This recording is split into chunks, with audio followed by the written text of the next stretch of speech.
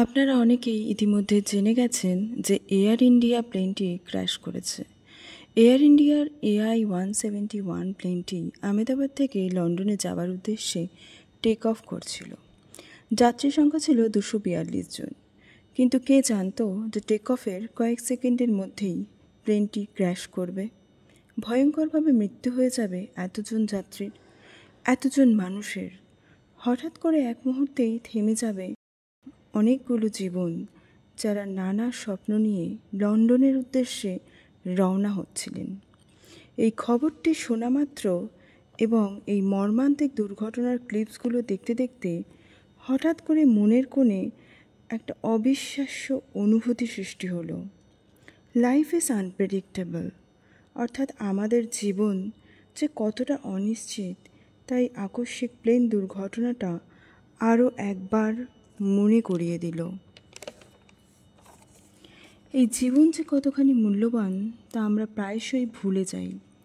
প্লেনটিতে 242 জন যাত্রীর মধ্যে latest update অনুযায়ী একজন মাত্র যাত্রী প্রাণে বেঁচে গেছেন, এবং তিনি আজ সবথেকে বেশি করে বুঝতে পারছেন জীবনের মূল্য ঠিক কতখানি। মৃত্যুকে সামনে থেকে যে ব্যক্তি দেখে বেঁচে ফিরে আসে, একমাত্র সেই জানে জীবন কতটা সুন্দর। সে ঈশ্বরকে অজস্র ধন্যবাদ জানায় এই জীবনটা পুনরায় ফিরে পাওয়ার জন্য। কিন্তু আমরা কি কখনো বেঁচে আছি বলে ঈশ্বরের কাছে কৃতজ্ঞতা জানাই? আসুন জেনে নেই এই জীবনের মূল্য ঠিক কতটা। ঈশ্বরের দেওয়া এই জীবনকে পাওয়ার জন্য ঠিক কতটা ধন্য হওয়া উচিত। আপনারা অনেকেই আছেন যারা জীবনের ছোট ছোট খুশি আনন্দ ভুলে গিয়ে বড় স্বপ্ন, বড় কিছু পাওয়ার জন্য মরিয়া হয়ে ওঠেন।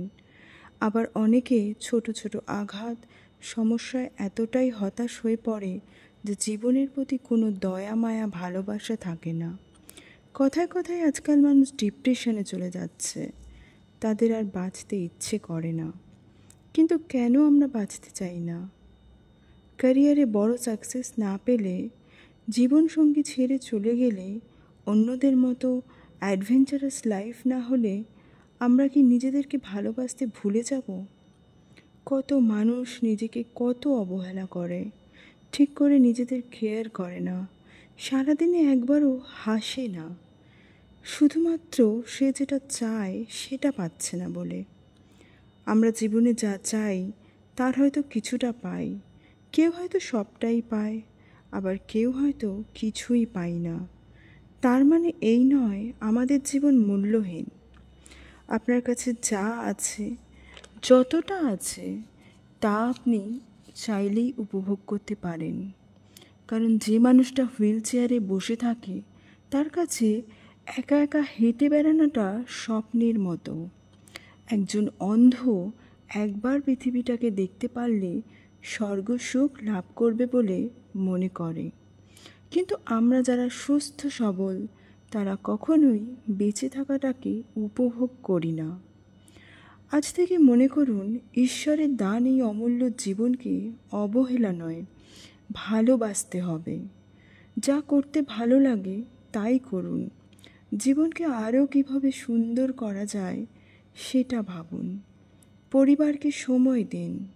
আরও একটা কথা শেষে আমি বলবো, আমাদের প্রিয় মানুষদেরকে আমরা সময় দেই না, সারাক্ষণ ব্যস্ততা দেখাই।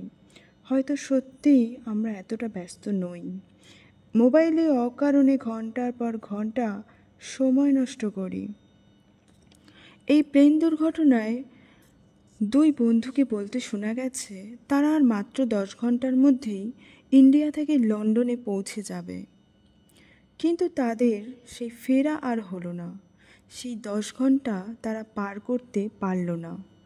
ঠিক এভাবেই আমাদের কাছে আমাদের প্রিয় মানুষদের মূল্য কতটা আমাদের বোঝা উচিত। কারণ আমরা অনেক অনেক খারাপ ব্যবহার করি আমাদের প্রিয় মানুষদের সঙ্গে। তাদের সঙ্গে ঠিক করে কথা বলি না, দুদণ্ড সময় তাদের জন্য রাখি না। কিন্তু ঠিক এই প্লেন ক্র্যাশের মতোই এই প্রিয় মানুষগুলো যদি আমাদের জীবন থেকে হঠাৎ করে হারিয়ে যায়, অনেক দূরে চলে যায়, তখন চাইলেও সেই সময় কিন্তু আমরা আর ফিরে পাবো না। আক্ষেপের শেষ থাকবে না। তাই প্রত্যেকে আসুন আমরা জীবনের মূল্য বুঝি, প্রিয় মানুষদেরকে সময় দিই, রাগ অভিমান মিটিয়ে নিয়ে তাদের সাথে সুন্দর সম্পর্ক গড়ে তুলি।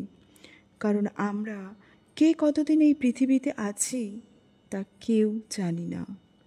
তাই যতদিন আছি ভালো থাকবো এবং সকলকে ভালো রাখবো, এটাই আমরা সকলে মিলে শপথ করি।